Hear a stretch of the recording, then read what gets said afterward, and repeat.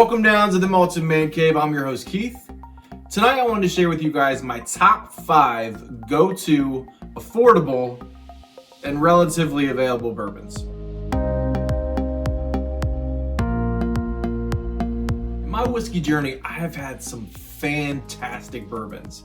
I've had George T. Stagg, Pappy, the King of Kentucky, Elijah Craig 23, etc., etc. And they are all phenomenal.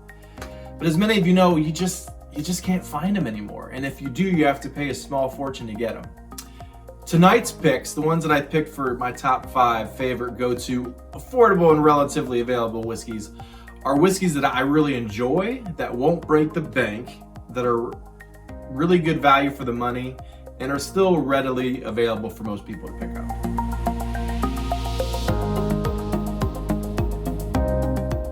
Up first is very Old Barton, bottled in bond at 100 proof, and I believe my cousin picked this up at the distillery for only $13. It's got these amazing notes. It is just super nutty. Nuttiness is the first thing that pops out of you. Snicker bars, caramel, almonds, cherry wood, caramel corn, cinnamon, and even a few dry leather notes. It's almost like a poor man's Elijah Craig 18 or 23, where you get that, just the really woody, leathery notes, but then of the cherry wood, and then you still get the nuttiness. Obviously nowhere near as good, but still pretty fantastic for only $13.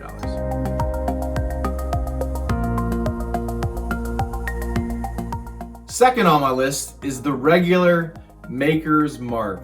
I know.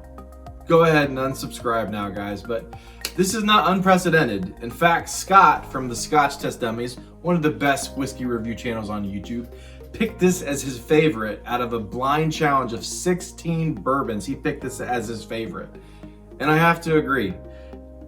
To me, it's very complex. I think it's just because it's so common, it gets this kind of us whiskey snobs kind of, oh, it's just so common, like, oh, we're beyond that. But it is unusually complex. You get buttered popcorn, maraschino cherries, vanilla fudge. You get Sara Lee honey wheat bread.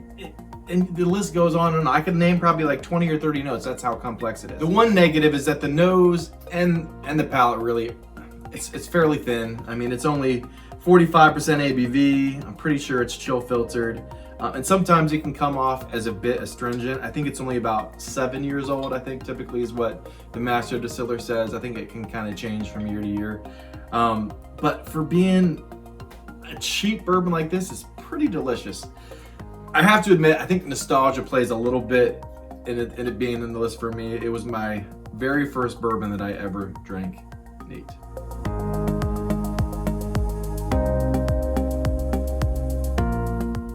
Up third is Eagle Rare 10.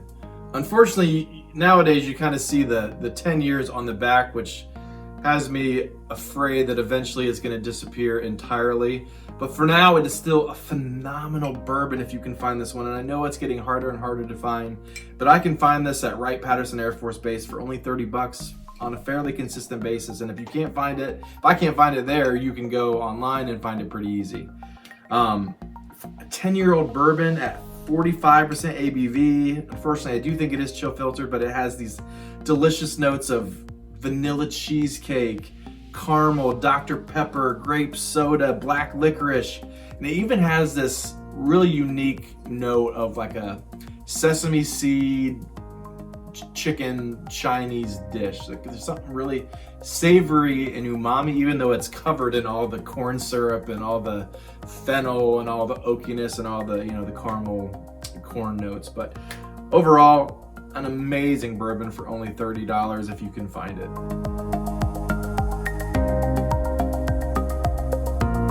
For my fourth pick, I had to pick the now scarce Henry McKenna 10. Bottled in bond at 100% proof, 50% ABV. Unfortunately, you just cannot find this one anymore. At one point, this was bourbon lovers' greatest secret that people just didn't know about. And now it's just, the word is out. Too many whiskey tubers, too many bloggers, have spilled the beans and you just can't find it anywhere. The only time I can really find this if I find it online or if I get lucky and a friend picks this one up for me. It used to be an amazing price at like $30, but now you can really only find it for about $50, which is still, to me, an amazing price. I mean, this is a delicious bourbon. It has notes of vanilla cheesecake, caramel, coriander, fennel, fig Newton, sassafras root, brown sugar, grape soda. I mean, the list goes on. It is a fantastic bourbon, and I'm very, very sad that I can't find this as often as I used to. If you find this, pick it up.